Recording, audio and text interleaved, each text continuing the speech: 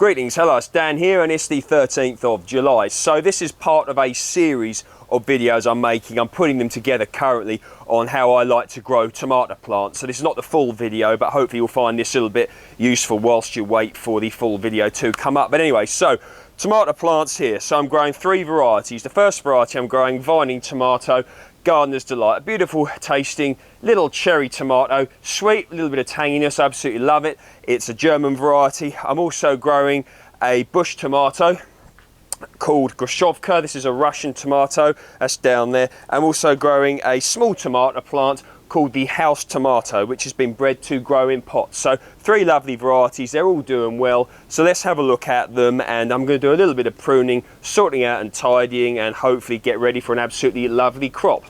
So let's have a look at them. So this is a Grushovka tomato, really nice, and in fact very close to, in fact no, that one is indeed ready. So there we are, nice tomato there. So I've got two Grushovka, one here, and I've also got one over here, so they're looking nice as well. So I've got four Gardener's Delight plants here. Grew all these plants here from seed myself, so you can see here, look, some lovely fruits have been set. This one here is starting to ripen, so certainly got a nice looking crop well underway. Got another plant here, but as you could see, it got a little bit out of hand here at the top. Of course, I can't let this get too much sort of out of hand here, because I've got the grapevine growing here, and I don't want everything all growing into one another, because that won't be good for anything. So I'm just going to tell you how I'm going to sort these out a little bit. So when I grow tomatoes, I like to keep the foliage to a minimum as possible. So for example here, look, don't need this one here. There's no crop on that at all, so that can be got rid of. Put that in the bucket down there. This one here as well, that can go. And that one there, look, that could go as well. Up here, remove. Now I've got a little truss that's set here. I'm going to let that be my final truss of set tomatoes probably. Remove, remove, remove, remove here. Let's get a little bit closer, you can see what I've done. So we're right into the mishmash here, which is brilliant. So this one here, look, that can go, don't need that. This one here, that can go here. I'm going to nip that one just there and nip that there, removing the foliage there. What I want to do is make sure that my plants have got plenty of airflow through them and that the sunlight can hit my crop, so that way it can help to ripen a little bit quicker and hopefully less chance of getting disease. I like to grow my tomatoes whenever possible under cover, less likely to get blight that way. That's my opinion anyway. Of course you can still get blight in a polytunnel or a greenhouse, but it is a little bit less likely to happen. So just going to remove that one there. So this plant, excuse me, this plant here is looking pretty good. Now I've got a side shoot here, so whenever you see side shoots like that, get them out. Ideally you don't want them to get that big before you remove them. So here we really do have a mishmash. I can't allow this to continue at all because it really won't be helpful. So this whole one here, growing up into the grapevine, no good whatsoever. Away we go. That's gone in the bucket. Same down here, gone, gone, and I'm going to remove that like so, just like that. And let's have a look. So right, so you see this big old section we've got here, that is no good either. So we're going to remove that there, that can go. Now this here, I've got a little truss there. I'm going to let that one develop. Take that there, it's not protruding in the gangway too much. That can go, that can go, that can go. Take that off like that. Can tie that grapevine up at a later date up there.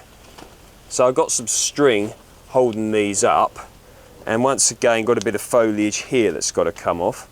So here we got a truss that's set, but I don't want to allow this to protrude into the gangway too much, so I'm just going to take that last bit off there where it's grown, and then we've got a nice truss of tomatoes there. So this one here where I've got this truss, cut that off like that. So down here I've got some nice trusses here, but this one's continued to grow. Don't need it, don't want it, and we're just going to remove that there. Any little shoots, they could come off as well, and just making sure I'm keeping plenty of airflow around the developing fruits. So here, got there a bit of greenery, don't want it, take that off. The sun can hit those really quick, or strongly rather, hopefully to ripen them quicker. This could come off. I try if I can to not have the plants touching too much. Doesn't always happen, but that's just little things I think help with disease prevention, etc. So we've got a shoot coming up there. I don't want that. That's growing out, no good at all. I'm going to just take that off there. Keep the plants nice and tidy. If I can, I like to grow my tomato plants as much as possible as cordons. So I'm at the base of this Gardener's Delight plant. I really don't want this, don't want that at all. So I'm going to take that off. Let's have a look. Where's it coming from? Right, it's coming from here. No good at all. Get rid of that. Off that goes there. So that's a nice tidy plant, looking good.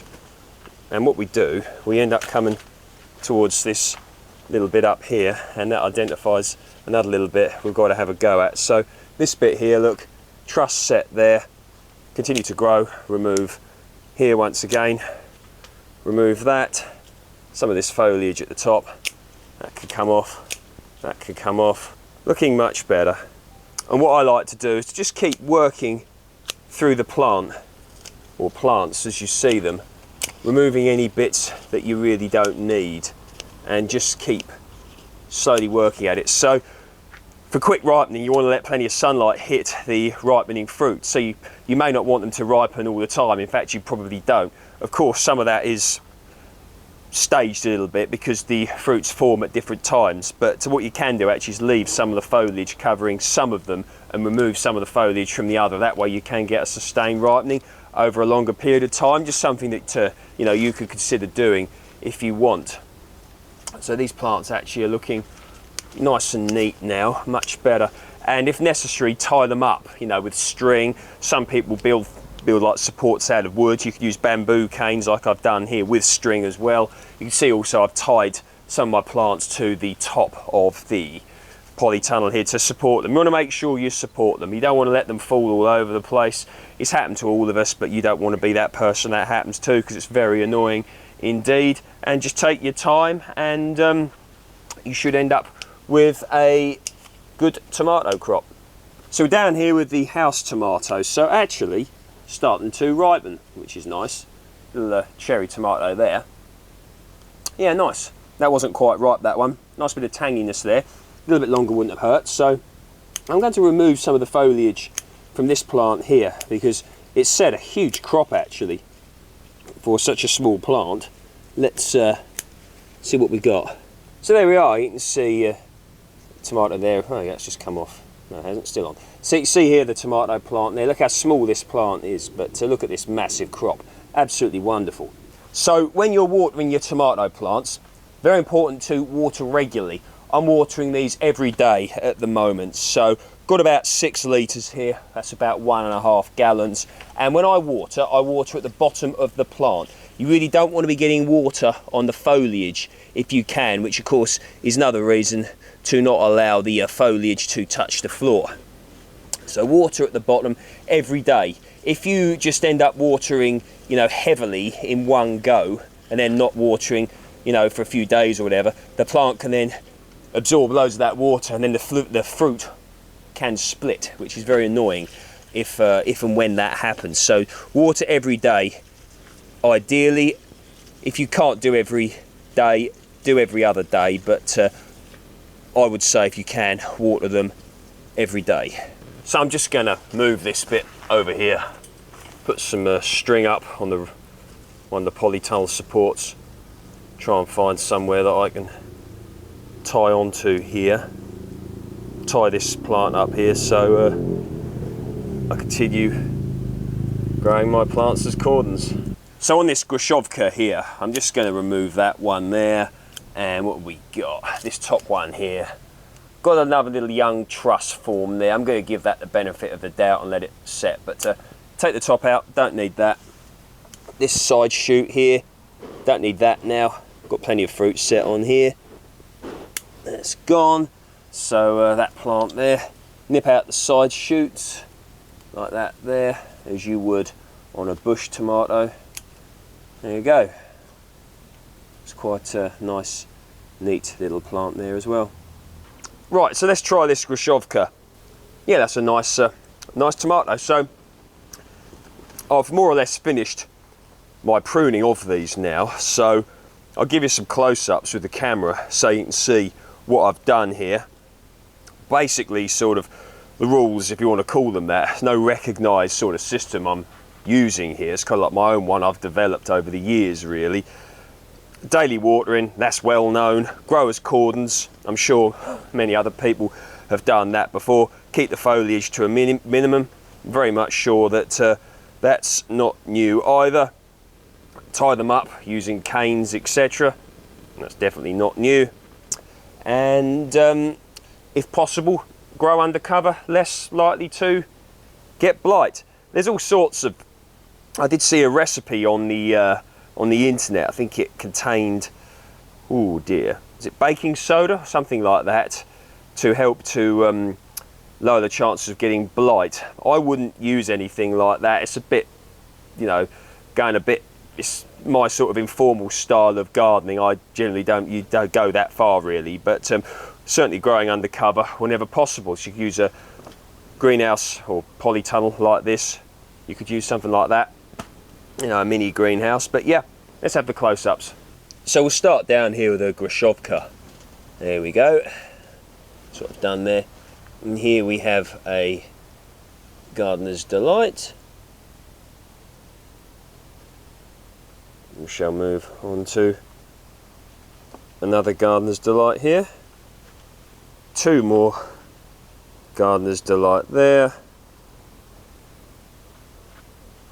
Here we have another Grushovka, and down here we have the house tomato.